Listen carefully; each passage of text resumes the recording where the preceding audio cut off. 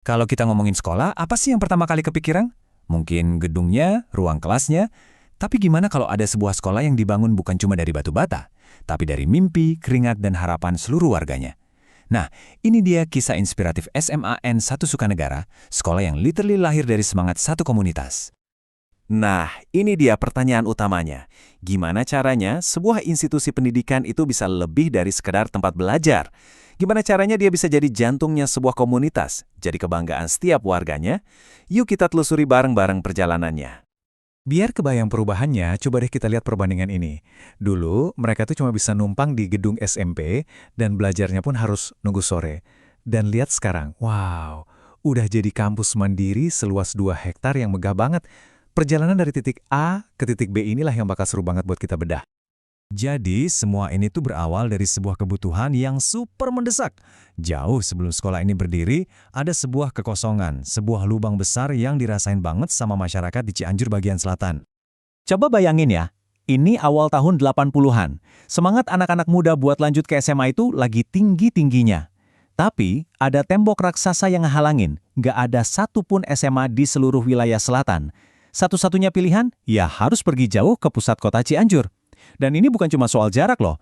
Ini tuh soal biaya, soal kesempatan yang nggak semua orang punya. Benar-benar jadi penghalang antara mimpi dan kenyataan. Nah, dari kebutuhan mendesak itulah lahir sebuah mimpi besar. Tapi ya, namanya juga mimpi besar, perjalanannya pasti dimulai dari langkah-langkah yang sederhana banget, bahkan penuh keterbatasan. Oke, akhirnya di tahun 1982 ada titik terang. SMAN 1 Sukanegara lahir. Tapi, tunggu dulu. Statusnya ini belum sekolah mandiri. Statusnya adalah sekolah filial. Gampangnya, dia ini kayak cabang atau anak dari SMAN 1 Cianjur. Jadi, semua urusan administrasi, kurikulum semuanya masih bergantung sama sekolah induknya yang ada di kota. Belajarnya aja masih numpang di gedung SMPN 1 Sukanegara. Itu pun baru bisa mulai pas siang, setelah siswa-siswi SMP-nya pulang.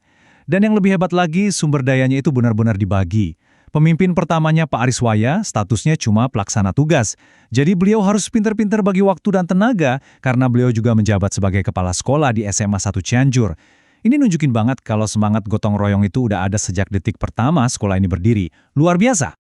Oke, perjalanannya lanjut lagi. Sekarang kita masuk ke fase pembangunan. Kan semangat doang nggak cukup ya. Sebuah sekolah itu butuh fondasi yang kokoh, baik itu fondasi fisik maupun fondasi hukum. Nah, ini dia titik baliknya. Pemerintah daerah akhirnya turun tangan dan ngasih lahan negara seluas 2 hektar. Ini bukan cuma soal tanah loh. Ini tuh kayak sebuah pernyataan, sebuah dukungan, bukti kalau pemerintah percaya sama mimpi komunitas di Cianjur Selatan. Ini adalah kanvas kosong, tempat masa depan mereka bakal dilukis. Jadi, di atas kanvas 2 hektar itu, fondasi pertama pun diletakkan. Dan yang dibangun itu bukan cuma fisik, kayak 5 ruang kelas dan perpustakaan, tapi juga fondasi akademiknya. Dari awal banget, mereka udah langsung merancang masa depan dengan ngebuka 2 jurusan, IPA dan IPS. Ini artinya sekolah ini dibangun di atas pilar fisik dan intelektual yang kuat sejak hari pertama. Dan inilah momen yang paling ditunggu-tunggu. Cuma setahun setelah pembangunan fisik dimulai, sekolah ini akhirnya dapat KTP resminya. Mereka dapat NPSN, yang artinya statusnya diakui secara nasional. Terus, mereka juga dapat kepala sekolah definitif pertama, Bapak Sanusi, yang bisa fokus 100% buat ngembangin sekolah. Dan yang gak kalah penting, lahirlah logo sekolah yang sampai sekarang jadi simbol kebanggaan mereka. Oke, gedung udah berdiri, fasilitas makin lengkap. Tapi, apa sih yang bikin sebuah sekolah itu benar-benar hidup? Ya tentu aja orang-orang di dalamnya dan dampak yang mereka ciptain. Yuk kita lihat gimana jiwa dari SMAN 1 Sukanegara ini. Nah, kutipan ini benar-benar ngerangkum semuanya. Jadi daripada pasang spanduk gede-gede, mereka lebih milih buat nunjukin langsung hasilnya. Setiap prestasi siswa itu bukan cuma jadi piala, tapi jadi cerita yang nyebar dari mulut ke mulut di masyarakat dan akhirnya ngebangun reputasi dan kebanggaan yang nggak ternilai harganya. Dan buktinya tuh banyak banget. Di bidang olahraga, tim sepak bolanya jadi langganan juara di mana-mana. Otomatis nama sekolah jadi makin terkenal. Mereka juga aktif ngajak masyarakat buat ikut kegiatan bareng, kayak jelajah alam. Tapi, bukti kesuksesan terbesarnya tentu aja para alumninya. Sekarang udah banyak yang jadi anggota dewan, dokter, perwira militer, sampai pengusaha. Mereka semua balik lagi berkontribusi buat masyarakatnya. Keren banget. Oke, pertanyaannya sekarang, Apa sih rahasianya?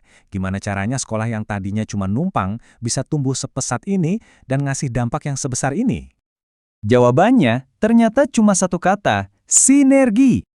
Jadi, kesuksesan SMA 1 Sukanegara ini nggak berdiri di atas satu pilar, tapi 4 pilar yang saling nopang. Coba pikirin deh, nggak mungkin kan punya sekolah hebat tanpa guru-guru yang solid. Tapi, guru hebat pun nggak bisa ngapa-ngapain tanpa dukungan masyarakat. Dukungan itu butuh fasilitas dari pemerintah. Dan semuanya itu butuh nahkoda, yaitu kepemimpinan yang punya visi ke depan. Keempatnya ini kerja bareng kayak mesin yang presisi. Dan ini bukan teori doang loh, ada bukti nyatanya. Pemerintah kecamatan misalnya ngajak siswa-siswi buat ikutan program pelatihan. Tokoh masyarakat dan pimpinan pesantren kayak Bapak Rahmat Kadar juga ikut turun tangan ngasih pendampingan. Akhirnya, terciptalah sebuah ekosistem di mana semua pihak ngerasa memiliki dan ikut bertanggung jawab atas kemajuan sekolah ini. Kisah SMAN 1 Sukanegara ini ngajarin kita satu hal yang penting banget. Ketika sebuah komunitas itu bersatu buat satu tujuan yang sama, hal-hal yang kelihatannya mustahil pun bisa jadi kenyataan. Ini jadi bikin kita mikir kan, kalau mereka aja bisa, hal-hal hebat apa ya yang sebenarnya lagi nunggu buat kita bangun bareng-bareng di lingkungan kita sendiri?